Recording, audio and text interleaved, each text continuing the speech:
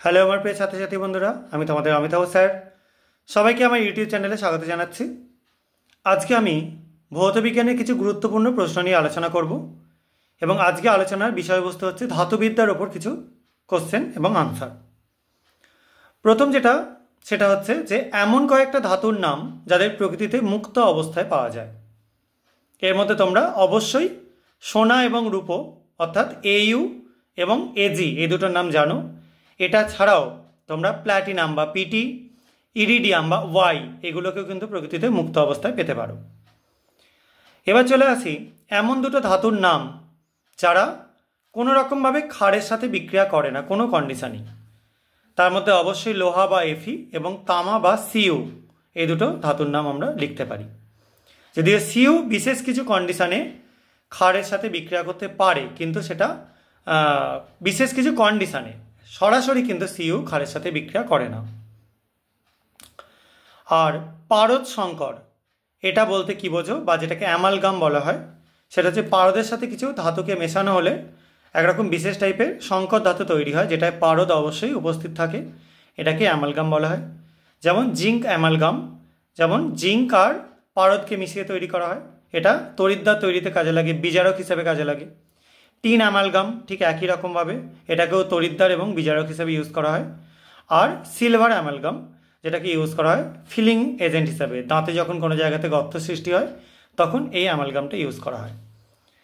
আচ্ছা, নেক্সট চলে আসি আমি যে অ্যাসিড এবং ক্ষার উভয়ের সাথে বিক্রিয়া করে হাইড্রোজেন তৈরি করতে পারে এমন কিছু ধাতু।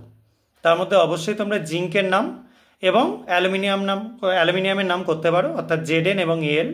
এটা ছাড়াও Si সিলিকনের নামও তোমরা করতে পারো। আচ্ছা, নেক্সট চলে আসছি যে তামার পাত্রে যদি আমরা লঘু সালফিউরিক অ্যাসিড, লঘু হাইড্রোক্লোরিক অ্যাসিড রেখে দিই, এগুলোকে রেখে দেওয়া হয়, তাহলে কোনো সমস্যা হবে কি? এটা কিন্তু অবশ্যই সমস্যা হবে না, কারণ লঘু নাইট্রিক অ্যাসিডের সাথেই শুধু তামা রিয়াকশান করে। লঘু সালফিউরিক অ্যাসিড এবং লঘু হাইড্রোক্লোরিক অ্যাসিডের সাথে সাধারণত তামা বিক্রিয়া করে না। সেই জন্য এদেরকে রেখে দিতে পারা যায়। অবশ্যই টেম্পারেচার যাতে খুব একটা বেশি ফ্ল্যাকচুয়েট না করে সেটার দিকে নজর রাখতে হবে।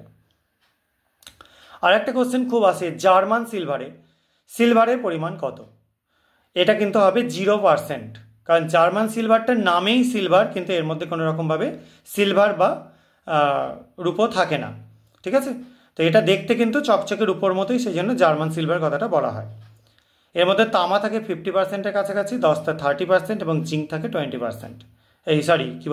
নিকেল থাকে 20%। ঠিক আছে, অর্থাৎ জিঙ্ক বা দস্তা থাকে 30, নিকেল থাকে 20, আর তামা বা কপার থাকে 50%। আর মেনলি বিভিন্ন বাসনপত্র, মূর্তি, বিভিন্ন রকম শৌখিন জিনিসপত্র এগুলো তৈরি করার কাজে এটাকে ব্যবহার করা হয়। আর দুটো এমন ধাতুর নাম যারা অতিলঘু নাইট্রিক অ্যাসিডের সাথে বিক্রিয়া করে ঠান্ডা অবস্থাতে অবশ্যই তারা হাইড্রোজেন তৈরি করতে পারে, এবং সক্রিয় ধাতু ছাড়া।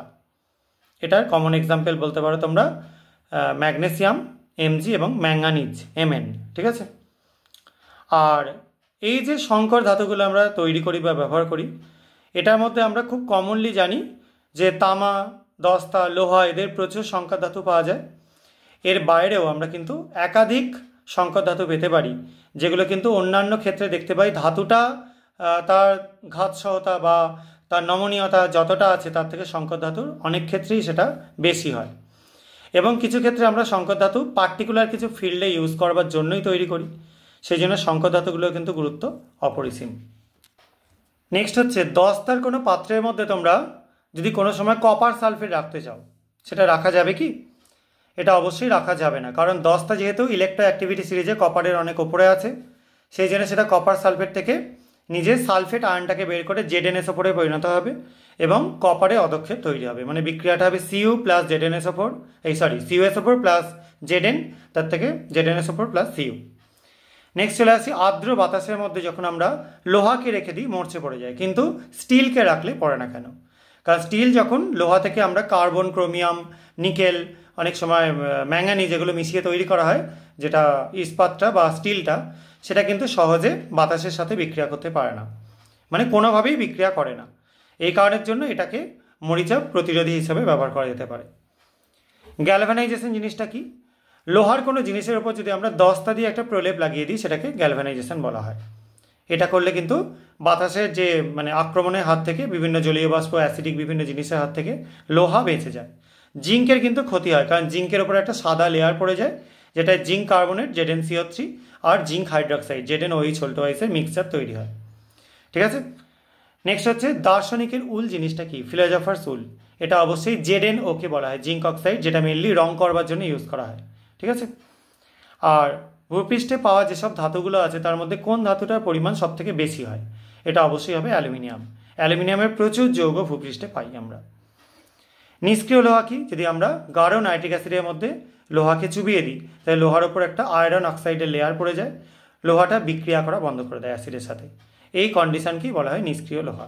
এই লোহা কিন্তু বিক্রিয়াশীল আর থাকে না, যদি ওই লেয়ারটা আবার তুলে ফেলা হয় তখন আবার বিক্রিয়া করে। আর সেরার ডাইজিং ব্যাপারটা কি? যেরকম আমরা গ্যালভানাইজেশন পড়লাম, লোহার ওপর দস্তার একটা প্রলেপ লাগানো, এটা করা হয় ইলেকট্রোলিসিস মেথডে। আর সেটাই যদি স্প্রে গানের সাহায্যে স্প্রে করে করানো হয়, মানে দস্তার একটা পুরো লেয়ার যদি তোমরা লোহার কোনো জিনিসের উপর দিয়ে দাও তাহলে সেটা হয়ে যাবে সেরার ডাইজিং। এটা কিন্তু স্প্রে গানের সাহায্যে স্প্রে করে দেওয়া হয়। আর আমরা যদি লোহার কোনো পাত্রে এই দস্তার প্রলেপ লাগিয়ে দিই তাহলে কিন্তু লোহাটা বাইরের বিভিন্ন রকম প্রাকৃতিক আক্রমণ থেকে রক্ষা পেলেও দস্তা কিন্তু ক্ষয়ে যায়। এরকম কন্ডিশনে দস্তাকে আমরা স্যাক্রিফিশিয়াল অ্যানোড বলবো। ঠিক সেরকম দস্তার জায়গাতে আমরা ম্যাগনেসিয়ামও ব্যবহার করতে পারি এই কাজের জন্য, এটাও কিন্তু স্যাক্রিফিশিয়াল অ্যানোডের কাজ করবে। তো আজকে আমি একটাই আলোচনা করলাম। যদি তোমাদের এগুলো ভালো লাগে চ্যানেলটা সাবস্ক্রাইব করো, ভিডিওগুলো লাইক এবং শেয়ার করো। আজকের মতো এটুকুনি, বাই।